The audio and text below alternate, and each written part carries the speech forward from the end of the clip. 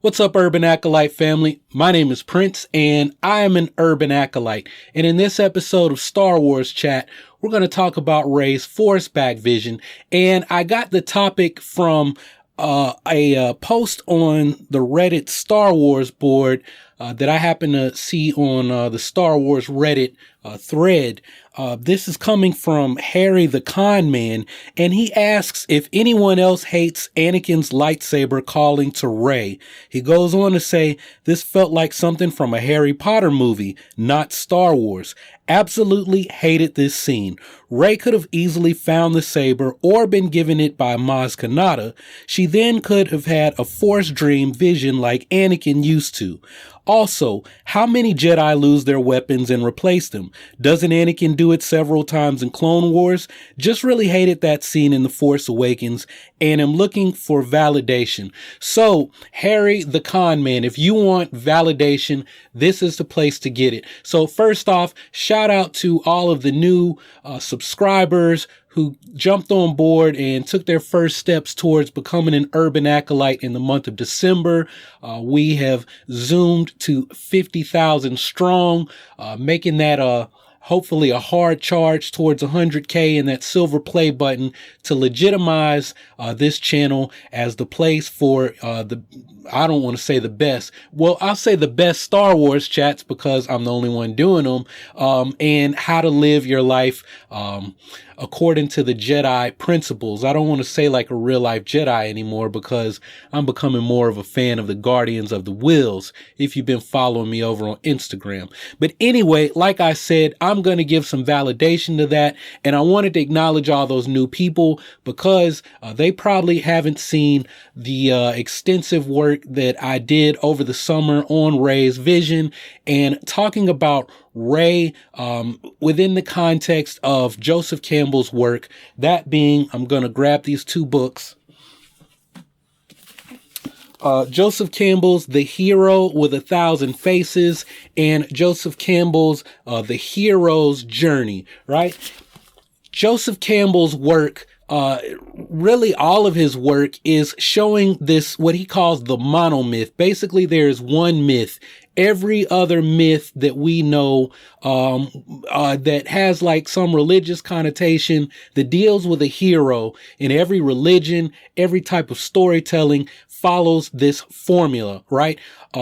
George Lucas, when he penned the original saga episodes 4 through 6, he said that he was inspired by Joseph Campbell's work, and what he sought out to do was to create a modern day hero's journey, right? So when you see people coming up with these Star Wars themed religions, well, it's not really that stupid or they're not crazy. They're actually on to something, because every other religion, every other story of a messianic figure, of a god, of a person who transcended their humanity, had an experience with the holy other, right?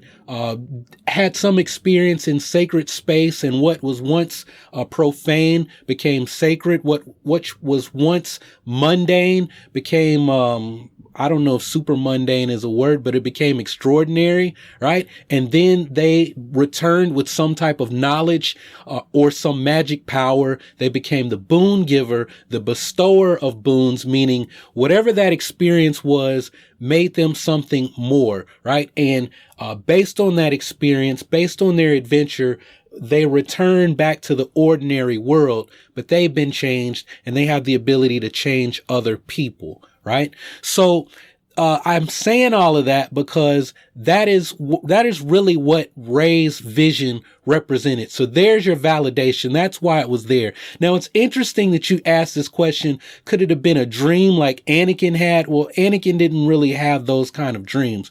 Reys Vision was more like what Jedi Master Quinlan Voss had. You know, he would touch things. He would have psychometric experiences or visions. He could touch an object and he could see the history of that object, and he could feel the emotions of the people who interacted with that object. Now, Rey's vision is a little bit different. It's like maybe Rey has psychometry and that triggered the vision. That would explain why Rey was a prodigy when it came to fixing things. Rey's survival guide says that when she would start to fix a broken object, it was almost like the object could speak to her and tell her how it broke and how to fix it, right? And I read that almost a year ago, like it was probably last February. And I started thinking back then that, maybe Rey has psychometry, or the opposite of Shatterpoint, which I don't know if Shatterpoint, Mace Windu's Shatterpoint ability is still canon, although it appears the elements of his Shatterpoint ability are still there, but I don't know if Shatterpoint, like that actual ability, is in the canon. If somebody knows, feel free to comment below, but that's a conversation for another time. My point is that J.J. Abrams will have to give us an explanation for what triggered the vision, but why it was there, that was her introduction to the Force, her induction into the Jedi Order, her first step, just like Obi-Wan Kenobi says at the end of her vision, her first step into a bigger world, right? Rey, and this was a statement from, it was either Rian Johnson or Colin Trevorrow or possibly J.J. Abrams, one of the three directors of this new saga. Rey has a bigger meaning to the galaxy and to the Force as a whole, right? So my thinking is she's going to become some kind of boon giver on a bigger level, but I'm kind of jumping ahead because it was interesting what you did ask about. Let me go back and look at what you said again. Okay, you said Rey could have found the saber or been given it by Maz. She then could have had a Force dream or vision like Anakin used to. Well, it's funny because what you're saying is she could have had a Force dream or a Force back vision. But so it sounds like you don't like that she found the lightsaber, touched it, and had the vision. You think she should have been, Maz Kanata should have given it to her, and then she have a dream, which is like what happened, except she found it. But I was thinking something else, and I'm going to go with what I was thinking anyway, because I reported in a video back in, it was either the beginning of December or the end of November.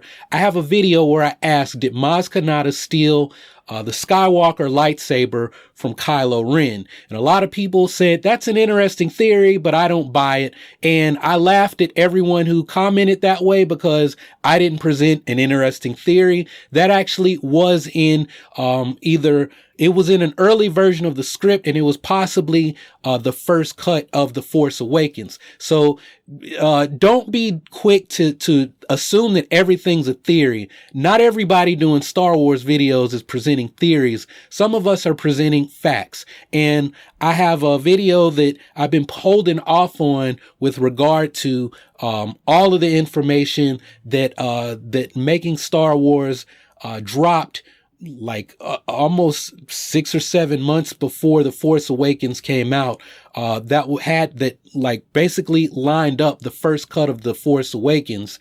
And I recorded that video about Finn and how his lightsaber scenes were cut. My microphone wasn't on, so I got to reshoot the video, and I'm going to find a way to trim a lot of the fat out because the first cut of that video is 40 minutes long, and I don't feel it needs to be that long. But in the video that you can go and watch now until I post the other one, I talked about another version of the Force back vision. An earlier version of The Force Awakens was supposed to be centered around the Skywalker lightsaber. Like a lot of people predicted, it would be seen floating through space. It would land on a planet. Somebody would find it.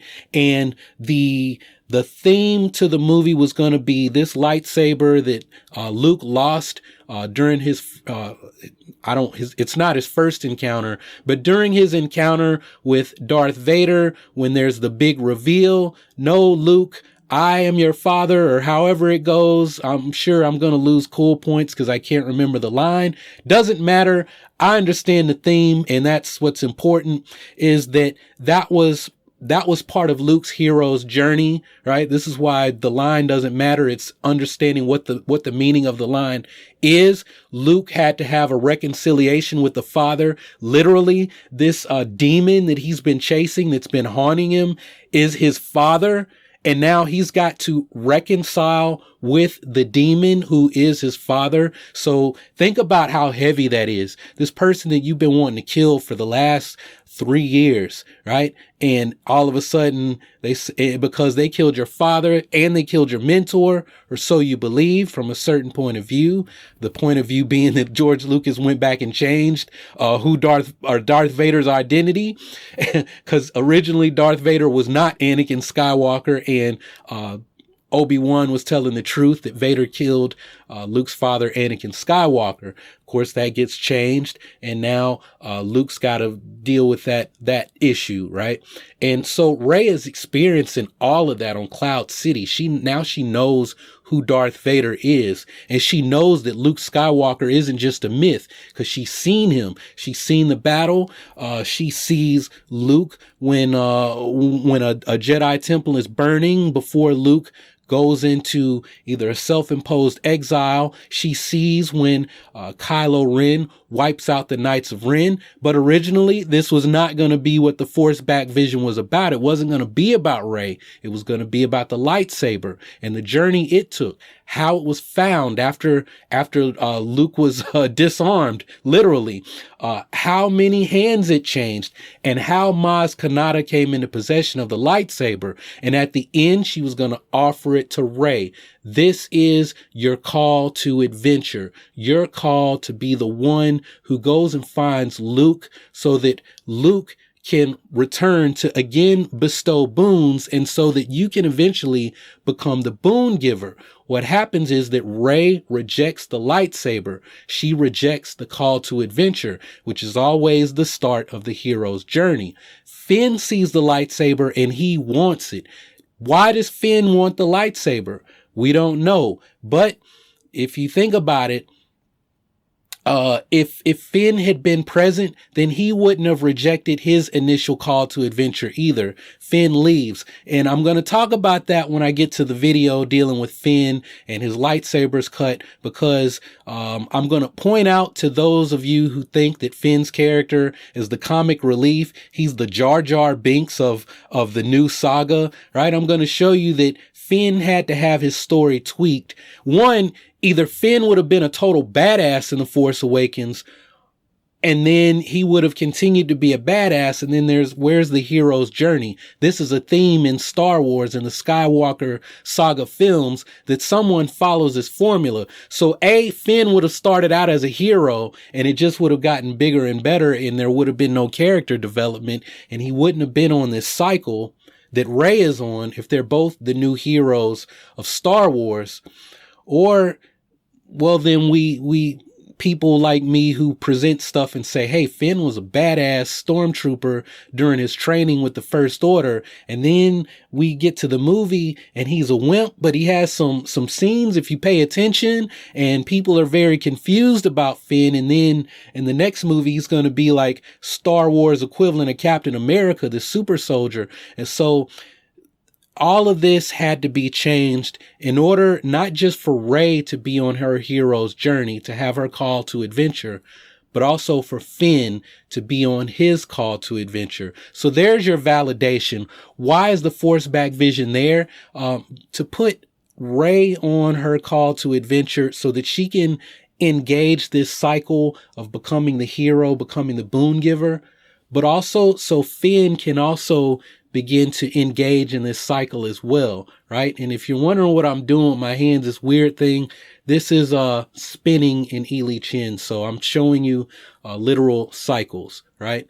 So those of you who are like very interested in this real life Jedi stuff, I'm showing you already how to start to train your mind and your body to start to understand the Force, so to say. I'll get more into that in my video that I'm planning to do on Chirrut Imwe, and how you can like really train as a guardian of the will, right? And so I'm having some kind of feeling about continuing to call that the Real Life Jedi series, because in real life, if you were to engage in that training, Chirrut Imwe is what you would become in real life. And if you're saying, Prince, BS, I don't believe it, well, you'll just have to wait and see the video, and understand, how your body changes, how your senses change, how your mind changes when you engage in real, mindfulness, practices, and, a martial art that is actually based on developing,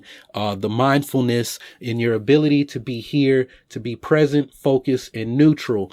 The people who are subscribed, back before I started doing Star Wars, who were possibly, on one of my other 2 channels before I scrapped those and started this Urban Acolyte channel, they'll know what I'm talking about, because I've been talking about this stuff for the last, since like 2012 or 2013 here on YouTube. So a lot of times I forget that, you know, I've got this big following, and there's only like 100 people out there who like know what I'm talking about when I start talking about the Force and being a Jedi in real life and this and that. But that's something to look forward to. So I'm hoping to get that Chirrut Imwe video and the Finn video out to you guys later in the week. So hang on for that. If you haven't subscribed already, go ahead and click on that subscribe button so that you can take your first steps towards becoming an Urban Acolyte. Make the commitment to improving yourself and your community through your love of Star Wars. And it'll be a fun ride. So make sure you continue to support the channel. Check out these other videos that I did on Reys Vision back in the summer. But that's all I've got for now. So thanks for watching. Y'all keep on breathing, and may the Force be with you always.